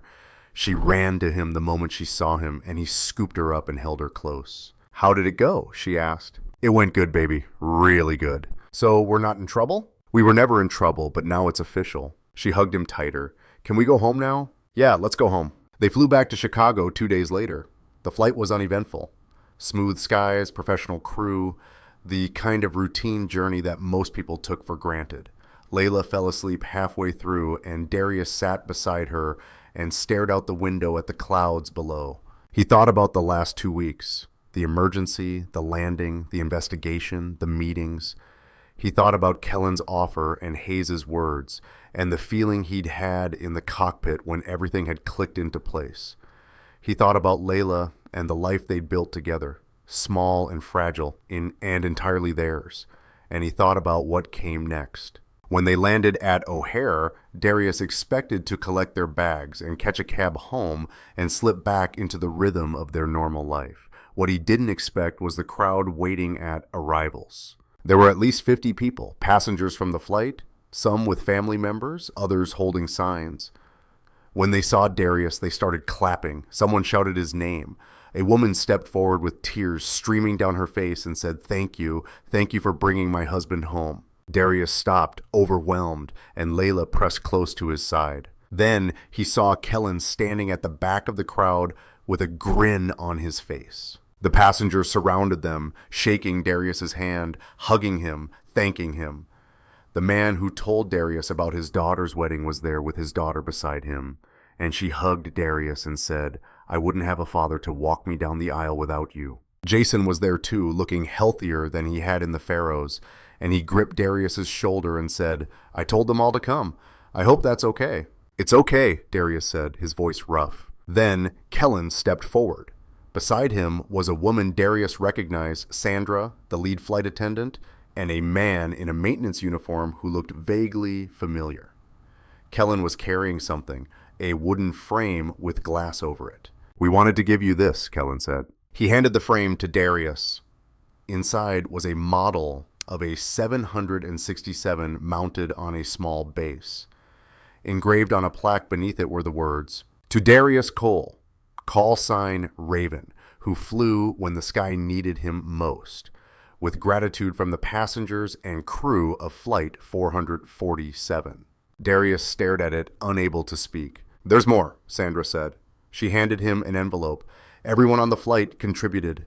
We wanted to do something to say thank you." Darius opened the envelope and saw a check, a substantial one, more money than he'd made in the last 6 months combined. His hands shook. I can't accept this." "You can and you will," Kellen said. "These people are alive because of you. Let them say thank you." Darius looked around at the faces, passengers he'd saved, crew members he'd worked with, people whose lives had intersected with his for one terrifying night, and who were here now because they wanted to be. He saw Layla looking up at him with wide eyes, and he saw the hope and gratitude and belief in all of them. And something inside him that had been closed for 5 years finally opened. "Thank you," he said quietly, "all of you. Thank you." The crowd began to disperse, people hugging one last time, exchanging contact information, promising to stay in touch. Kellen lingered, and when it was just the three of them, Darius, Layla, and the commander, he spoke. "There's one more thing. Captain Hayes' family wanted to contribute to the fund, but they wanted it to go somewhere specific. They asked that half of what was collected go to you, and the other half go to Hayes' medical expenses and recovery. I told them you'd agree." Darius nodded. "I do." "Good." Kellen's expression softened. "You've got a choice to make, Cole. You can take this money, go home, and keep living the life you've been living. Or you can use it as a starting point. Get recertified, get back in the air, become the pilot you were meant to be. Either way, I'll support you, but I hope you know which one I'm rooting for." Darius looked down at Layla. "What do you think, Lay? Should Daddy fly again?" She looked up at him with those serious eyes.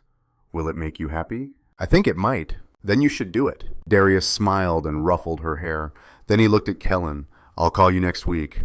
Let's talk about what getting recertified looks like." Kellen's grin was bright enough to light up the terminal. Now that's what I wanted to hear. They parted ways, and Darius carried Layla and their bags to the cab stand. The city spread out around them, cold and gray and familiar in all the ways that mattered. This was home.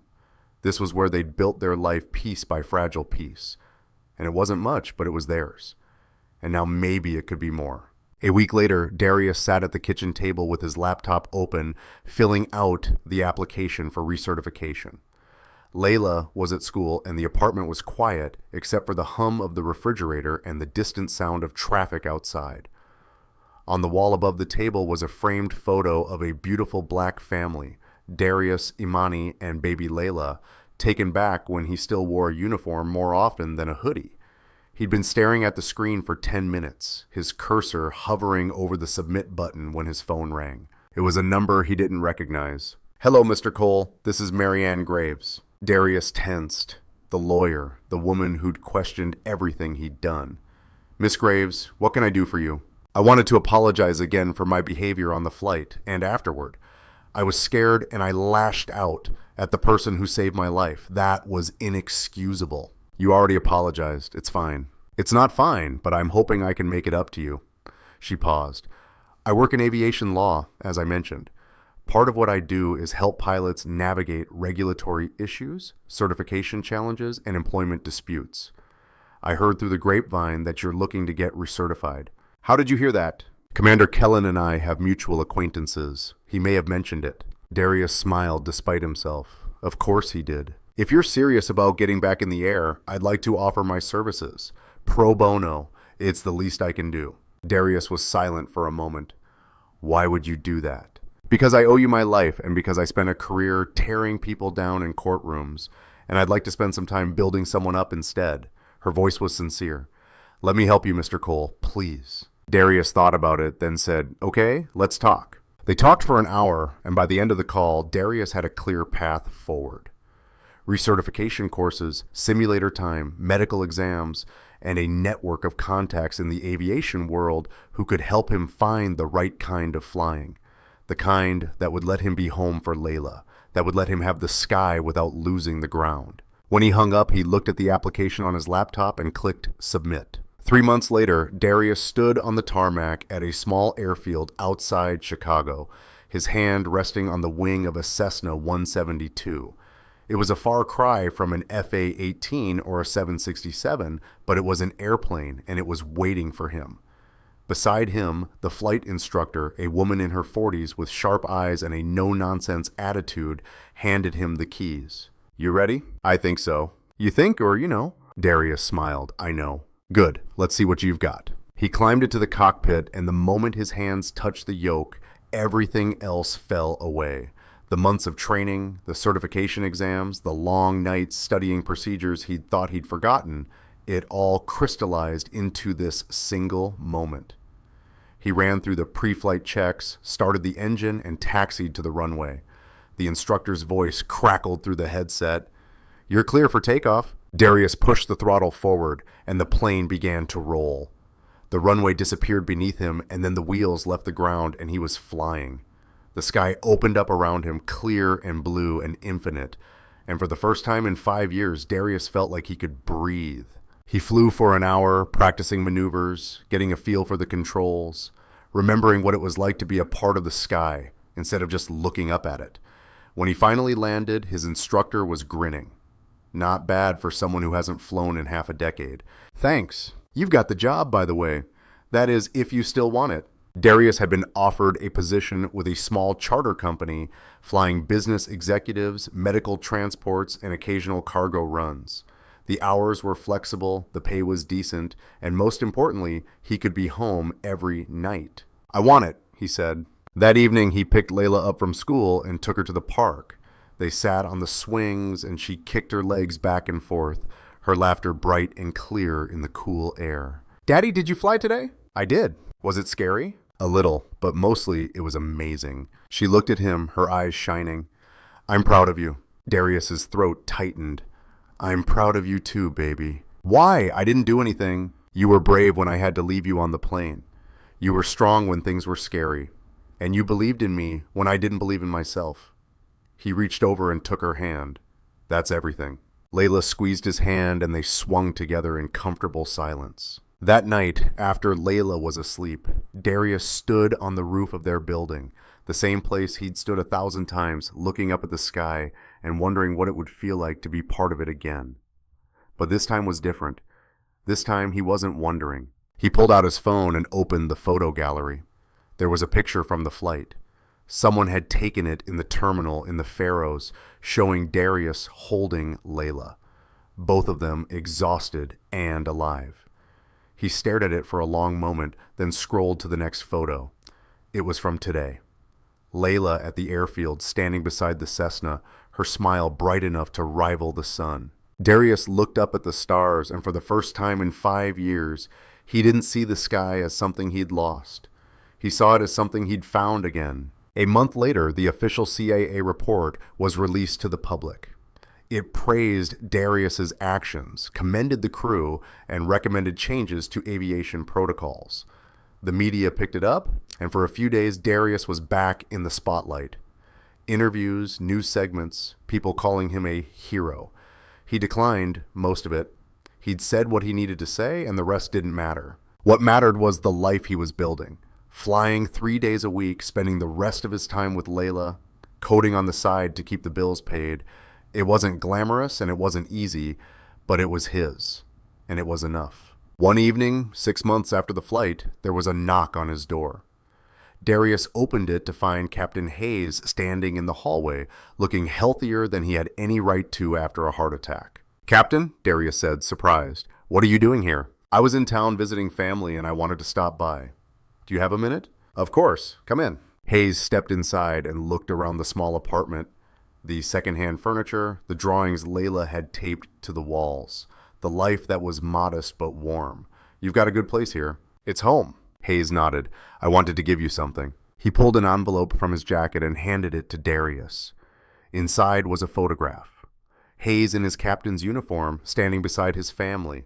On the back, he'd written, "To the man who gave me more time. Thank you." Darius's throat tightened.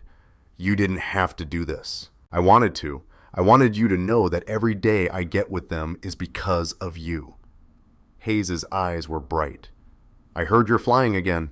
I am. Small planes, charter work. It's not the Navy, but it's good. It's more than good. It's exactly what you're supposed to be doing. Hayes shook his hand.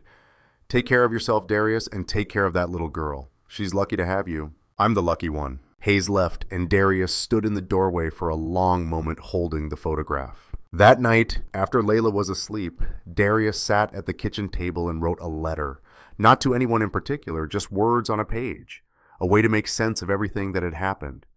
He wrote about the flight, about the fear and the choices and the moment when he thought they might not make it. He wrote about Amani and the 5 years he'd spent trying to outrun his grief.